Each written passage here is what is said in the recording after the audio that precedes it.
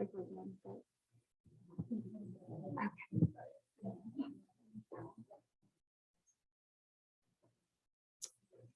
Hi, everybody. I'm Ann Raridan. On behalf of Sustainable Blacksburg, I want to welcome everybody here. We have a pretty good group in the room, too, so we're glad to see all of you. I also wanted to let you know about a couple of other things coming up next month. On Saturday, September 18th, there's a native plant sale at the Seeds Blacksburg Nature Center. And on September 29th, we will be back here in the library with Carl Absher talking about 20 trees that are better than a Bradford pear. So some related topics coming up. And yeah, people are laughing here. As he says, it's a low bar. And I have, sadly, some of them still in my yard planted by the previous owner. So I can vouch for how bad they are. Yeah. So anyway, we'd like to welcome Nicole Hersch, who's going to talk about the Plant Southwest Virginia Natives campaign.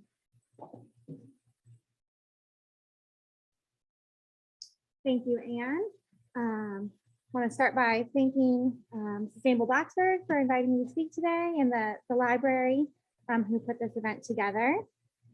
As Anne said, I will talk to you all about the Plant Southwest Virginia Natives campaign. So let's see a few things. One second real quick while I answer this question. Okay, so I will share my screen and you all can hear us all right in internet land? Great, okay. That was not full screen mode. Okay, let me just lower that, I think, for people. Okay, great. So I'm Nicole Hersch. I work as a regional planner and community designer for the New River Valley Regional Commission. My background is in landscape architecture and natural resources. Projects I work on for the Regional Commission are community design and natural resource projects. So the New River Watershed Roundtable, New River Water Trail Expansion Project, Pulaski Parks Conceptual Design, Radford Revitalization Projects, and other projects listed here. This graphic here is, yesterday I got to present to the Calfee Community Center in Pulaski County, a nature play space design for a new preschool that they're putting in there. So a lot of really fun projects happening in the region. So today I'm going to talk to you about why native. The two main reasons that I'm going to discuss today are species decline and healthy communities. And then I'm going to talk about how. So how can we rethink our landscapes? And how does the Plant Virginia Natives campaign support that?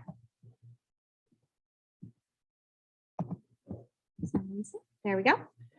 So some of you may know that about 2.9 billion birds have disappeared since 1970. That's nearly 30% of the birds in the US and Canada that have vanished. It's pretty outstanding. And when we start to look and think about why, we can look to this situation right here. And what are birds eating? They're eating insects. So how many caterpillars does it take to raise a chickadee family? Do we have any guesses in this audience, in the room? Per day, any guesses? Throw a number out there. No, okay. You are spot on. So he guessed 500 for folks online. So about 390 to 570 caterpillars every day. That's about 9,000 caterpillars over 16 days. A lot of caterpillars, right? So we can reflect that back to native plants. And many of you probably have heard of Doug Tallamy, who is an entomologist, somebody who studies insects out of the University of Delaware. And his research looked at thousands of native and non-native plants. And he found that the mighty oak, mighty for many reasons, is also the #1 supporter of caterpillars. So it hosts about 537 caterpillar species that the caterpillars use the oak as the host. So I said that he studied natives and non-natives. So he found through his work that woody species are a lot more valuable to biodiversity in the food web than non-woody species, so perennials and herbaceous plants. And you see here is the list of the top 20 most valuable in terms of that lepidoptera or caterpillar support. So oak at the top, And then the 20th woody species is the beech tree at 126.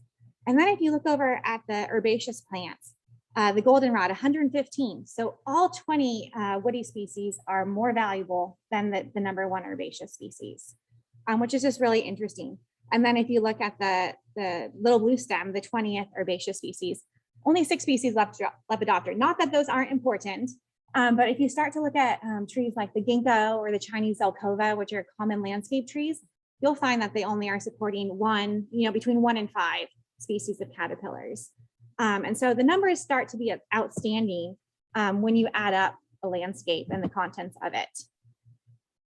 So tell me, I think one of his latest books, he might have a newer one, is Nature's Best Hope.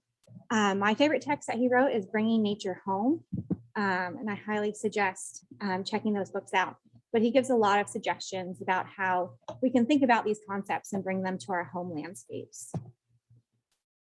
So, and then we have, maybe a typical American landscape, maybe not, but typically we see a lot of grass, some trees. Are they oaks? Are they natives? I'm not sure, but there's a lot of potential here.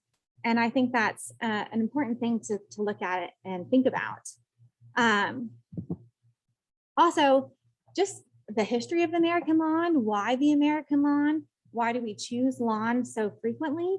So a 2005 study estimated that turf grasses, lawns, parks, and athletic fields cover about 40 million acres in the continental US, which is 3 times larger than any irrigated crop.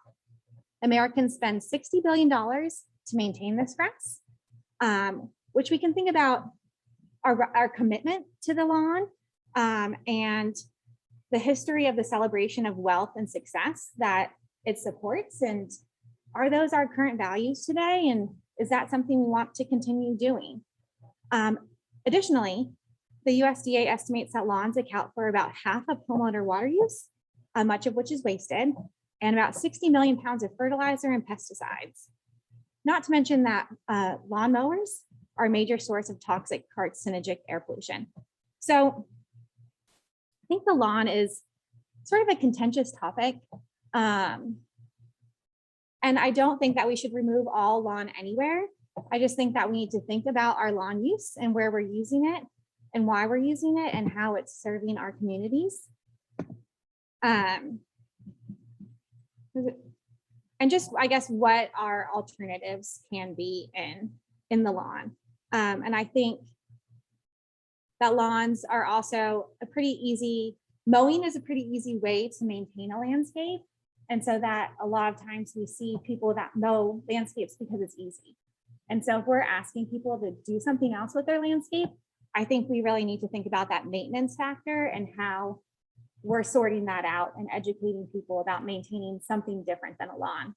Because I don't think we can just go replace all these lawns and poof, our problem solved. There's some bigger things that we need to think about. So other than, baby birds and caterpillars, I think there's some really great things that native plants do, or there are some really great things.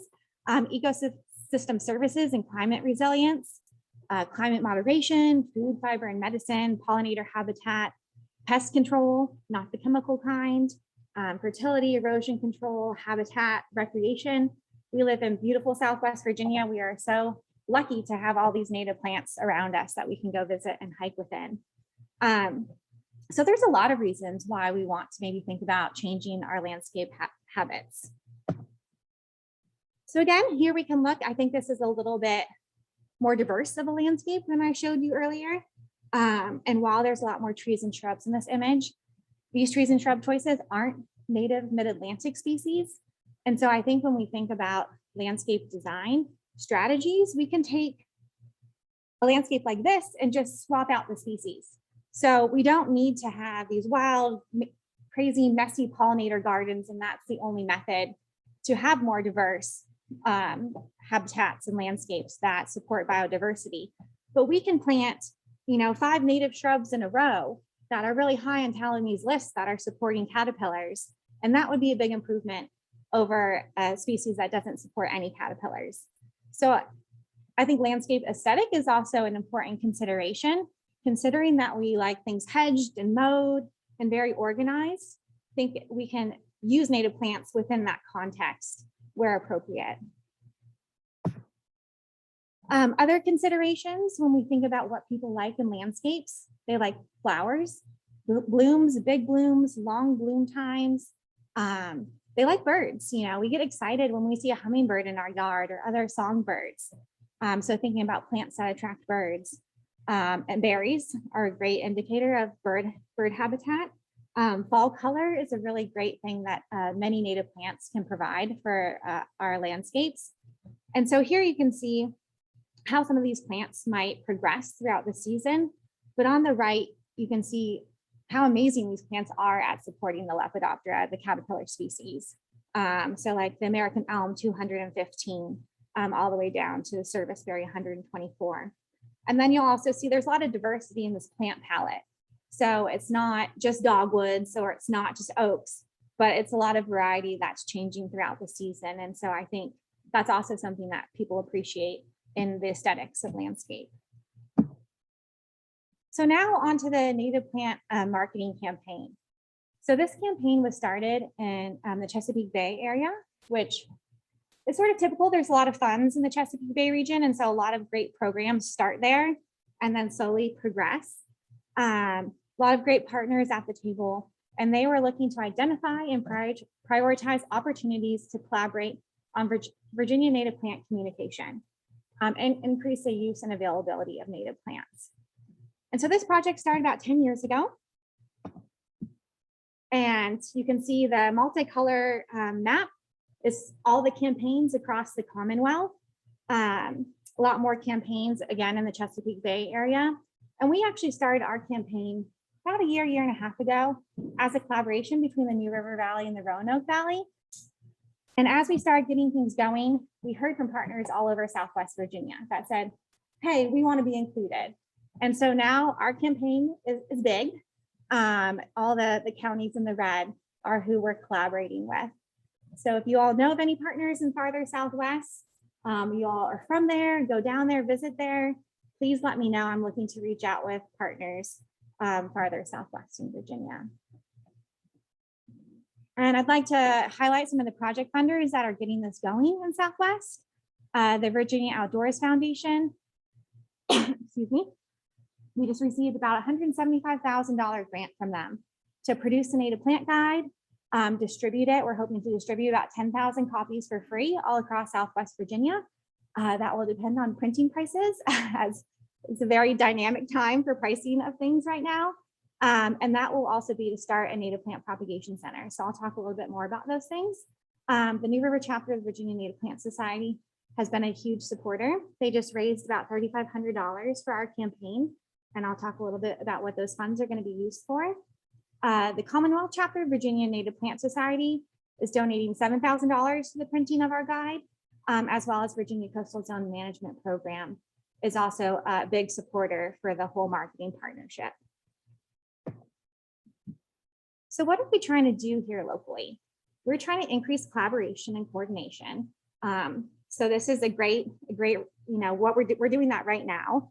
Increase Virginia native grown plant stock, and increase the availability of native plants at local retailers, and increase the demand. So get people asking for more natives.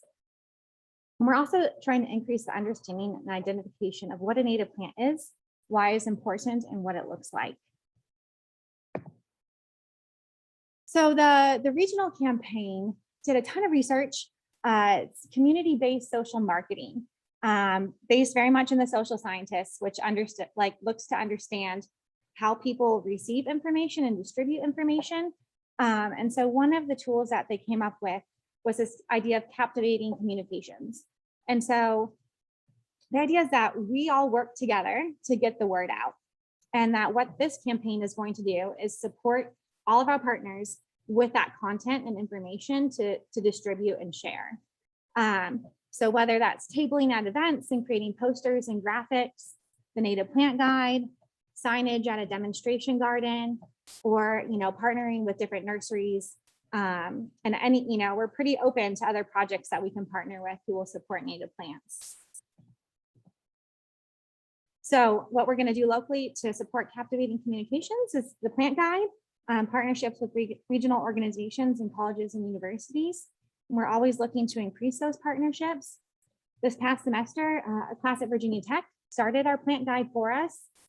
We had probably 10 local plant experts vet a plant list that will be included in the plant guide. And these students at Virginia Tech looked up all the information about all the plants, how wide they are, how tall they are, when they bloom, what their bloom color is, what their bloom season, and what is their place in the landscape, and started to catalog all that information for our plants. This fall semester, we have a class at Radford University in the Flora, Virginia class that is going to continue some of that work and keep layering information into our plant guide. And at the end, I'll talk about some other opportunities to get involved with that if you all are interested. So like I mentioned, we're interested in nursery demonstration garden collaborators and nursery collaborators. So on the right here, you can see some signage, native plant tags where we can label signs at nurseries, demonstration garden signs that can link people back to the Plant Southwest Virginia Natives campaign. We're also interested in tagging individual plants at a demonstration garden. So if anybody knows of demonstration gardens or nurseries that would be interested in collaborating, let me know. The funds from the Native Plant Society, the $3,500 will be used to create that signage. So nurseries or demonstration gardens can contact me and we'll figure out what sort of signage they need. And we'll get that printed through the campaign funds and distribute that. And so that's available to anybody throughout Southwest Virginia who's willing to participate and support the campaign. And we'll be using QR codes a lot to link back to our website for more information. And the website, Plant Virginia Natives, if you all haven't been there, is an awesome resource for the whole Commonwealth. And then we have our specific page on that website. So the increasing access to and use of native plants. And we're doing that through a community supported native plant propagation center. And this is going to happen at Hill Community Garden, which is a partnership of Live, Work, Eat, Gather, Grow, Live, Work, Eat, Grow, and the town of Blacksburg. And they have some space that they're not utilizing right now. It actually has a lot of invasive species growing in it. So part of the grant funding that we got was to work to remove all the invasive species and install some native plant demonstration gardens. Because it is a community garden space, we're really looking at native food forest as a demonstration garden to support the work that's already happening at Hill. And we're sort of looking at the space as a hub for growing and propagating native plants, but also for distributing native plants. We partnered with Sustainable Blacksburg last year and gave away about 200 bare root trees. And so that's an activity that could happen here at this space over the next few years. So this grant is just launching this fall. So we're still sort of figuring out all the details, but this is part of the vision and it's a 3-year grant that we'll be working on. But if you all want more information about native plants, there's a really great series that's happening right now. And it's a collaboration with all the campaigns across the Commonwealth. And the series was 6 in the spring and 6 in the fall, but all 12 for just $10. And when you sign up this fall, you'll get all the 6 spring recordings. And the series will start September 1st at 6:30 with a keynote speaker from Nancy Lawson, who is the author of The Humane Gardener. Also a really great text, and you can sign up at the Plant Virginia Natives website. And if those times don't work for you, they always send the recordings. So for $10, I think you can't beat it to get some more information and hear from some really great plant experts. Other great resources, Blue Ridge Prism is, I believe, one of the best resources and answers to all things invasive. They really break it down by species and how you tackle it, what you tackle it with, the time of year. You can email them questions. They are based out of Charlottesville, but they're interested in starting a New River chapter down here. So we can, see if that is something that comes to fruition over the next few years in our interest in managing invasive species. I realize I spelled sustainable wrong, but I apologize. Sustainable Blacksburg is a great resource. Their Facebook page, and they're always putting out more information about how to improve sustainability in our lives. The New River chapter of the Virginia Native Plant Society meetings, the first Tuesday of the month. Yep. You can go to their website for more information on that. And their plant sale is in September at the Price House Nature Center. The Watershed Roundtable, which I help with, is we have a newriverwatershed.org is a really great website for more information about watershed and watershed health. And the New River Conservancy, they actually have grant funding right now. They work along the whole New River from North Carolina, Virginia, and West Virginia, but they're doing a lot of riparian restoration in Giles and Montgomery County to the pipeline impacted communities. And so if anybody has any creeks or streams in their yards, they're a great opportunity to connect with, getting those planted with some great native species. And I don't know if y'all have been to the Natural Heritage Native Plant Finder, but until our guide gets up, that's a really great resource for native plant information for mountain region native plants. So I said I'd mention some of our needs. I don't know if we have any photographers out there, but native plant photos for the guide. If you email me interest in that, I can send you the photos that we're looking for. We're also looking for writers and editors for the guide. So we're looking to include more information than just plant content, but information about maintenance or relationships between pollinators and native plants.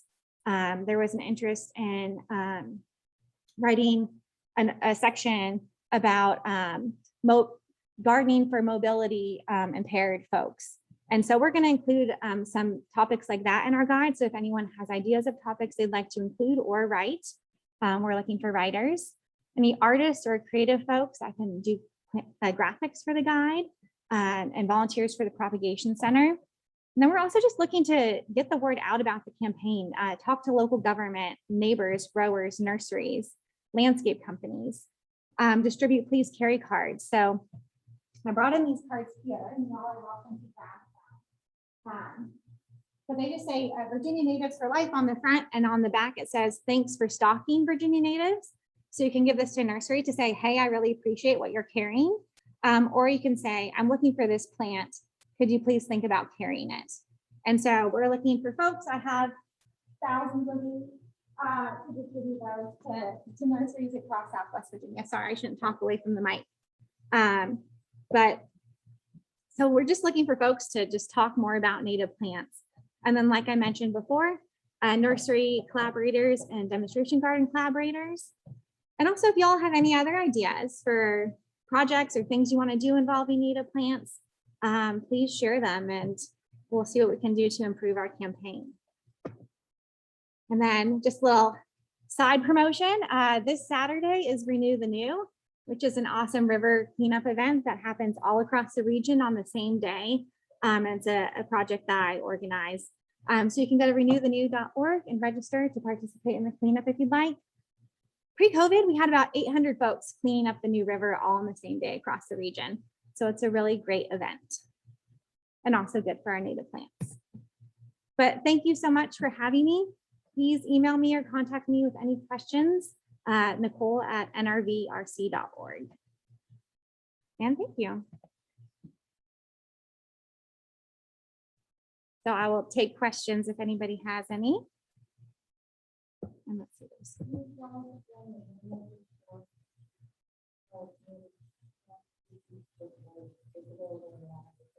Oh, the DCR, so Department of Conservation Resources, Native Plant Finder.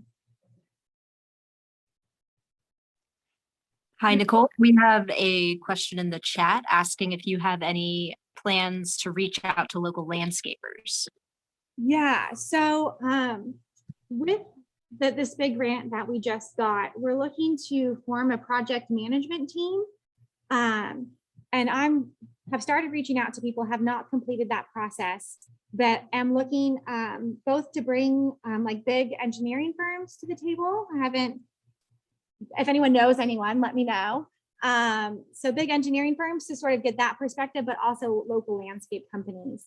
And I've been playing phone tag with a couple people, but if anybody knows a landscaper or a landscape company that would like to come to the table, and really the intention is to understand their experience.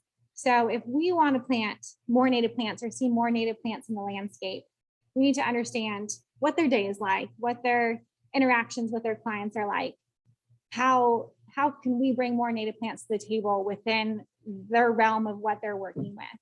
And so I think the more types of people that we bring to the table in the industry, the more information we'll have to educate people and make decisions about reaching our goals of more native plants.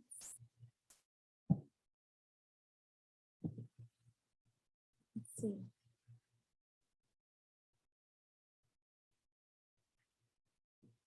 Carol says 100, no way. I don't know what that was in reference to. That was in reference to the caterpillar question you posed, how many were needed, and that was a shocking number of caterpillars. That's more than their body mass every day. I kind of don't understand. Yes, it is a lot. It is a lot. Yeah, and sometimes when you look around the landscape and like, do we have any caterpillar supporting plants here? And so, you know, even just one caterpillar supporting plant makes a big difference. So.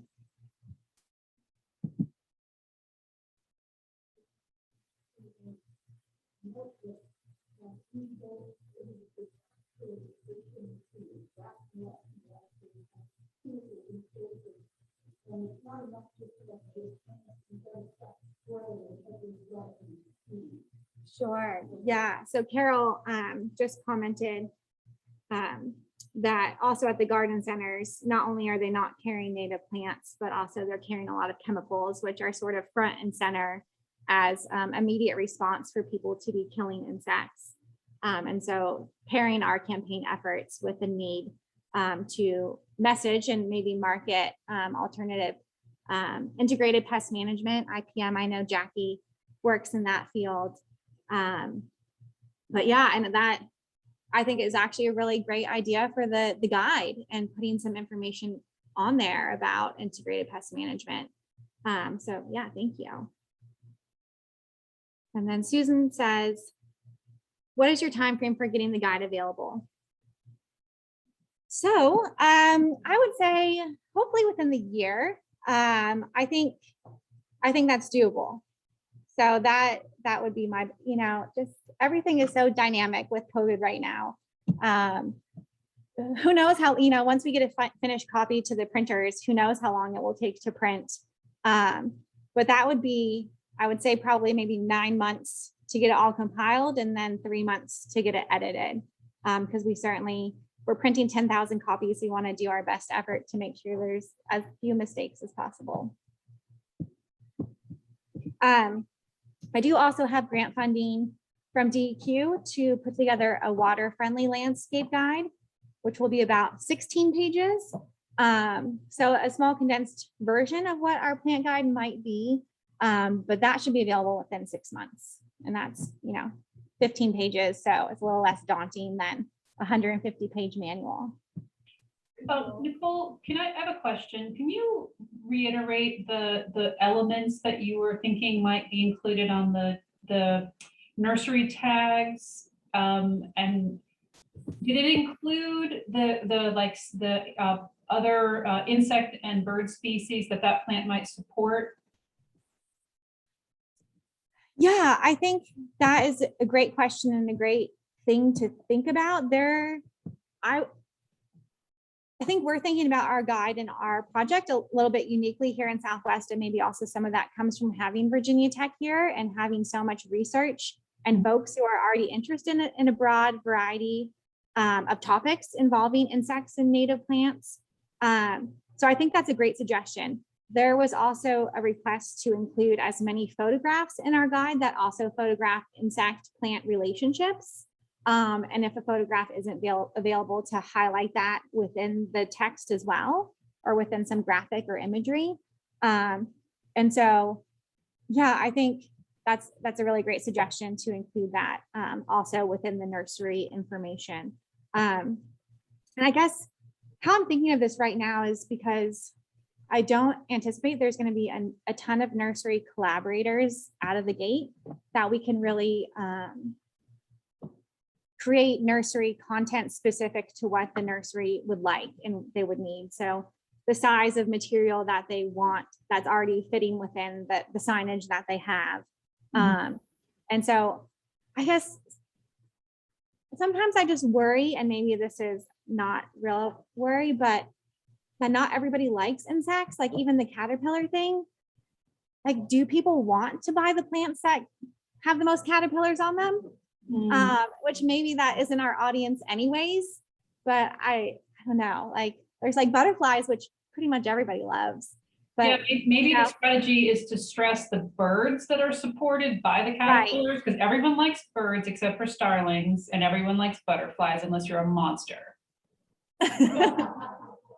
right. So I think being strategic like that, and yeah, maybe it's less about the caterpillars and more about the birds. Like this plant supports this many chickadees or chickadee babies, that sort of thing. But yeah, I think that's a great suggestion. And we have a question here in the room. The first slide that showed the trees and how many caterpillars it support, I didn't see any evergreens on that list. I mean, I consider evergreens a native plant around here. Yeah. And that's a really good point that, I hadn't really ever considered before. And I think it's because the caterpillars are eating the leaves. And so evergreens have needles. And so I think aren't a source for the chomping mouth parts that a caterpillar has. Does that make sense? And so his research was specifically looking at what caterpillars, what they ate. So not like, landscape. right. So there's other frameworks in which we could think about biodiversity in the landscape, which like Eastern red cedar is like a really awesome landscape plant. And I realized I didn't repeat your question, did I? Did you all hear that? He was pretty close to the mic. But he was wondering why there was no evergreens on this plant list. Yeah, and that's a great point. And I think that a lot of folks plant evergreens for sound or visual screening. So it would be useful to have some recommended evergreens on the list, even if they don't rank super high in terms of, you see what I'm saying? Yeah, absolutely. And so while the baby chickadees, I think, are an avenue to get people interested, it's not the only, matrix to evaluate and to promote. So Nicole, I might say that is a hard problem for me. I get lots of people asking, this is Beth, asking about evergreen natives. And even I have a hard time figuring out, but a lot of evergreen natives require acid soil. So that complicates it too. So, but also non-native plants that are evergreen that aren't invasive, actually good habitat. They're not so bad, but it is hard to find evergreen, I think, natives, like, those rhododendron azaleas, but it's hard. yeah. And then right with the cedar rust too, people, how much you want those in your yard if you have other things that will get rust. But yeah, that's definitely a great idea to add. We have a couple more questions in the room. For those of us who have property that is already planted, it's not much a lot less than that. I'm sure there's a way to decide which of the non-natives are most noxious. You need to just get rid of as a priority, and those that are pretty neutral. And is there a source for that information? Sure. So her question was asking about when you already have an established landscape and you're interested in incorporating some native plants, how do you evaluate what should be removed first? Maybe the most noxious or most invasive species that might be included in your landscape. I think that is a really also great suggestion for the guide. So Blue Ridge Prism would be an excellent resource for that. They also look at a lot of, I think, invasive species you would find in unmanaged areas like greenbriers and bittersweet and things like that you probably didn't plant. But then I think also if you look at like lists that are plant this, not this, you'll find a lot of those ornamental invasives that should be replaced if possible. And that's things like euonymus or burning bush, English ivy. So which are, really great things to think about replacing, particularly English ivy when it's growing up trees. When English ivy is growing up trees, it's strangling the tree and suffocating it, but it's also when it's producing seed. And it's also when it's making more English ivy all over the place. So if you can only do one thing, keep your English ivy out of the trees would be a great start.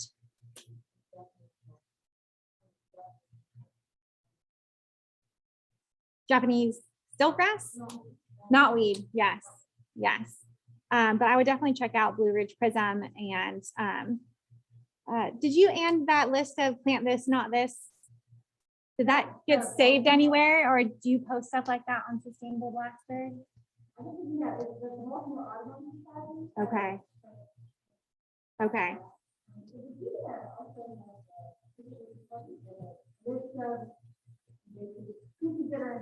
Yeah. And I think, right. So, Anne was mentioning Bradford pear in the talk that's coming next month. But I think in the interim, while our guide is being produced, if we could gather some of this information and post it on our website, would be a great resource for folks. So I can look at doing that.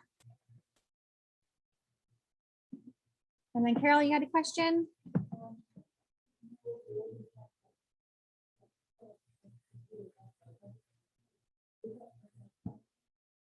Yes, and I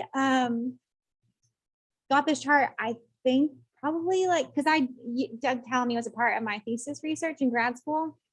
And so I got this like 5 years ago, and I haven't been able to find it again, but I can share it with you.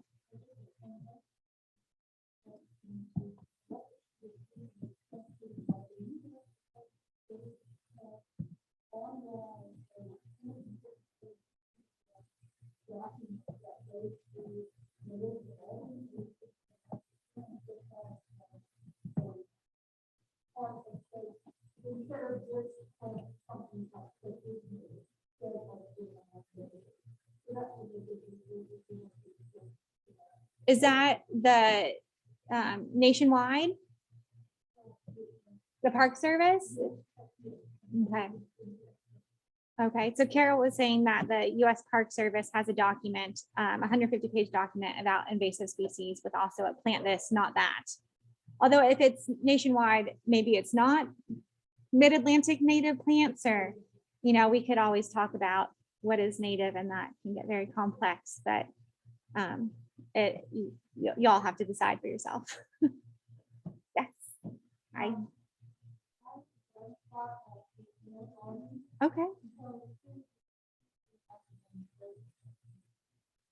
So, well, the Regional Commission is leading the grant.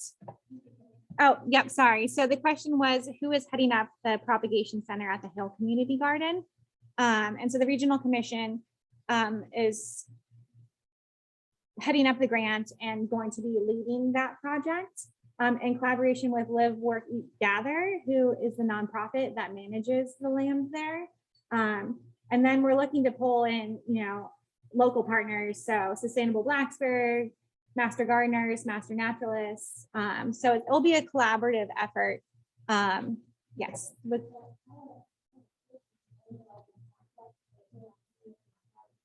That's me, Nicole at nrvrc.org. Thank you. Nicole, this is Carol again. I have a question about the propagation center.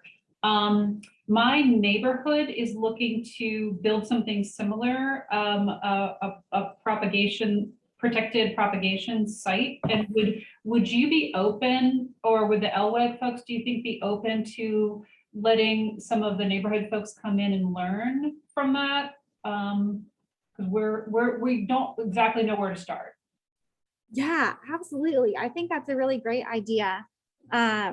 I mean, my secret, not so secret dream is that there would be propagation centers in every locality where, you know, Pulaski can propagate plants to be used in Pulaski, and Floyd, you know, we need a lot of native plants if we're going to start to support some of these birds and other wildlife. So yeah, to be honest, I used to do native plant propagation back in California, and I've never done it in Virginia before. So I'm going to be learning as I go quite a bit, but I'm happy to share in the learning together. So I think definitely it's a great opportunity to collaborate. Mm-hmm. So yeah, let's keep that conversation going, Carol. Yeah, and And, just to tag on to that point, if folks aren't aware, the sort of old style subdivision development is going away, and the town requires for most new developments of some degree of open space, in some places 50% open space. And so if we have a model for creating neighborhood scale native plant propagation gardens, that would be a really cool thing to foster and encourage. And I also want to add, which I failed to mention earlier, was the interest in collecting local seed, which I really haven't figured out how to look at that partnership and explore that partnership. But there's so many of us that are going out and seeing wild plants and seeing things in flower and bloom.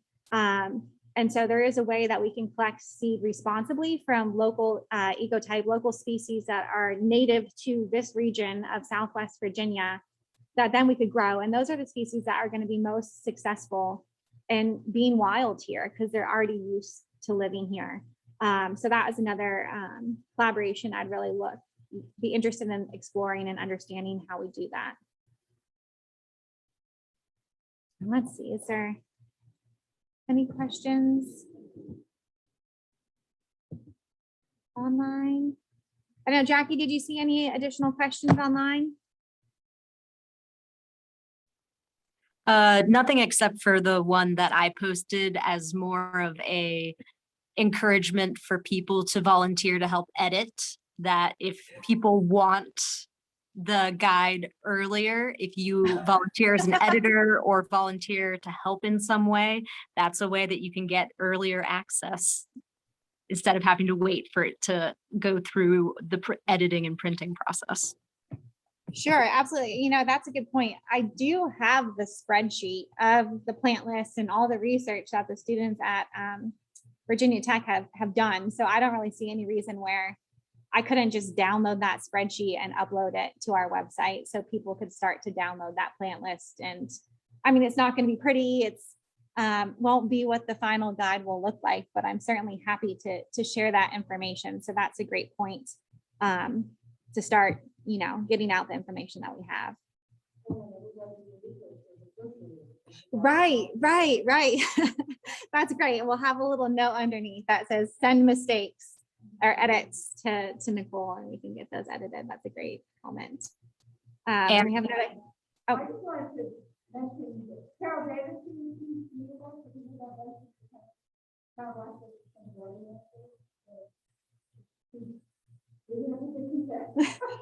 Right. So, and Carol, Ann was just talking about your position and who you are, and that you are the Town of Blacksburg Sustainability Manager. And so that you have some real pull and sustainability in the town. So thank you for being here and supporting native plants. Yeah, Love hearing that. And we had another question in the chat where somebody asked where a recording of this presentation and the slides could be found afterwards. And I will be working to get the recording and the slides from Nicole. And hopefully I will have it up on the Sustainable Blacksburg website later this evening. Great. Yep, I can email the slides to you right after this. And we have a question in the room. Yes. Does the town of Christiansburg have somebody in that same position? Sustainable. I do not believe the town of Christiansburg has a sustainability manager. Montgomery County does, and says. The town of Christiansburg has a wonderful woman named Patricia Colatosti, who works in the stormwater department. And she is an amazing advocate of native plants. And I know the town of Christiansburg horticulturist is also an advocate of native plants. But I do not think that they have a sustainable. It will happen. I'm going to see that it happens. Oh, there you go. Beth Umberger's working on it. And so from my position as a regional planner, I've been offering my services to help local governments strategize about landscaping and coming up with plant lists and information that they can provide to developers and also to the town managers, which Blacksburg is on it. They are doing all that stuff, thinking about those topics. I I recently worked on a landscape guide for the town of Pulaski, which included some recommended native plant species and some of that plant this, not that. So I think there is an interest in local government. I think it's a lot about resources and what resources are available. So the more that the commission or other organizations can help supplement some of that information. I know, Beth, if you want to talk about some of the work that you do and just reaching out to local governments and asking them or pointing out, hey, this is really invasive, you know, please stop planting this. Because I think Beth has gotten some really good traction, just letting people know, you know. Beth, do you want to say anything about that? Tomorrow I'm leading a hike at Depot Park at 9:30. Patricia asked for the Native Plant Society to help remove invasives. They did a stream restoration there. And years ago, I talked to the town engineer about my concern about the invasives being planted, and he said, well, give me a list. And they have referred to that list since then. So it didn't require any town council meetings or anything like that. So the mayor has been supportive. He came to one of our hikes that we had last week. And so I think that we may be a different forum than Blacksburg has, but I think that there's some possibility there. Which I think, Beth, thank you for that, all that amazing work you do. But really speaks to just having the conversations and just asking, because when people walk outside, they see different things than other people see. And so they don't even know that it's not in their wheelhouse to think about the plants.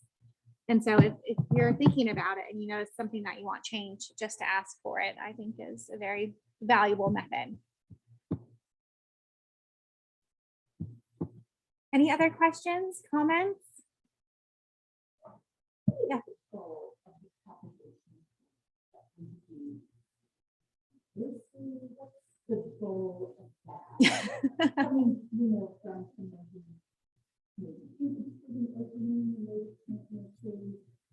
Oh, great. Yeah. So,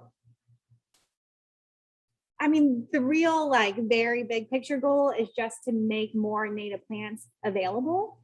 I think, so I work for the regional commission, which we're planners and, you know, have this other capacity that we don't really work in retail. And I think also we're very interested in not overstepping our bounds and not competing with other local businesses. But we are interested, we see a lot of public projects and maybe nonprofit projects, which aren't even considering planting things because they just don't have a budget or the capacity. And so I think we're more geared towards that sort of niche. We did do a bare root tree giveaway this past year offered to the general public. And so I think there could be some of that where bare root trees aren't something that's sold in any retail space locally. And so it's not a service that we're taking away from somebody else who's making their livelihood. So I think it's more filling that niche of, you know, the huckleberry, you know, Carol probably knows how many miles. It's a lot of miles of trail that doesn't really have a native plant source actively being planted in it right now. You know, so if we could, you know, field some native plants to that sort of project. So I think more public spaces, nonprofit realm sort of thing to provide plants to is sort of my vision. But you're starting a native plant nursery? Okay, cool. That's great. We have somebody in the room who is interested in growing and distributing native plants. So that's great. There's also a new native plant nursery and it's called Draper Gardens in Draper, Pulaski. So they just have their availability on their website and their website is very recent. That's a young couple who was just going for it. And it's a very cool resource to check out what they're doing. And then obviously there's Wood Thrush, who's a well-established native nursery out in Floyd. I know Crow's Nest and a lot of other nurseries are starting to carry more native plants. So our goal is to work collaboratively with nurseries and not step on anyone's toes. And so I think just having conversations with them to understand how we can do that. Nicole, have you reached out to the Lichen or Not folks at all? I've never even heard of that. They have a pretty cool, they've essentially got like a food truck, but for plants. Oh, lichen. Yeah. Sorry, I thought you said like it or not. Yeah. But you said lichen or not. Okay, Yeah. yes. You know, I have not connected with them and I would like to. That's a good, I have tried to reach out to them in the past and I think they were probably just super busy. But I should follow up. Well, they seem to be growing quickly in popularity. And I had a conversation with the fella about native plants, and he seemed open.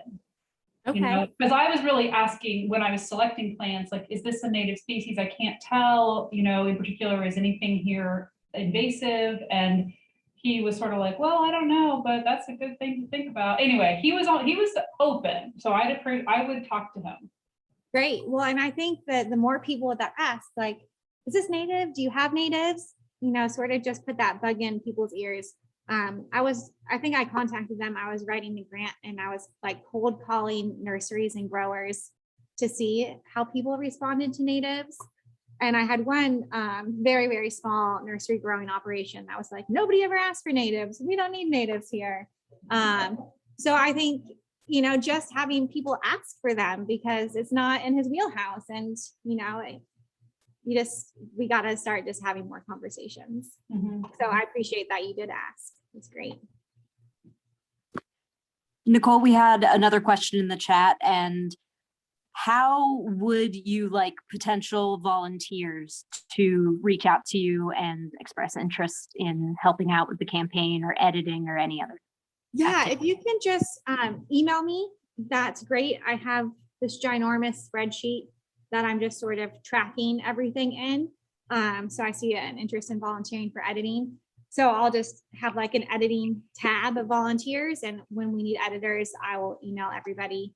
And we might even, as we start to get smaller bits of content available, send those off to editors before we compile the full book. So yes, please email me. It's just nicole@nrvrc.org.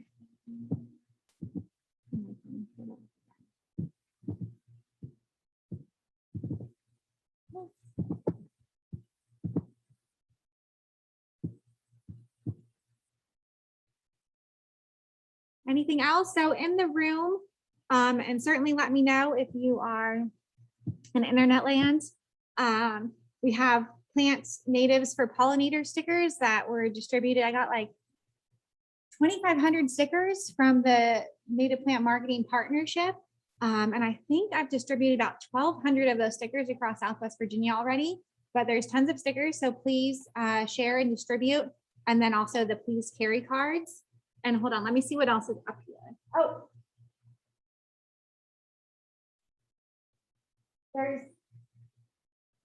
There's just a little note about the native plant sale, date and time, and then also a card for Sustainable Blacksburg.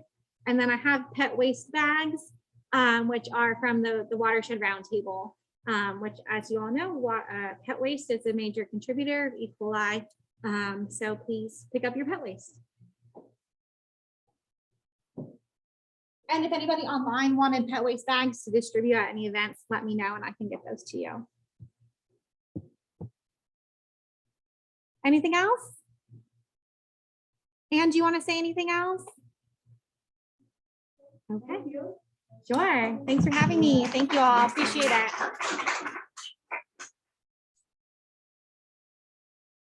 Great. Well, have a great day, y'all, and feel free to reach out anytime. Bye, guys.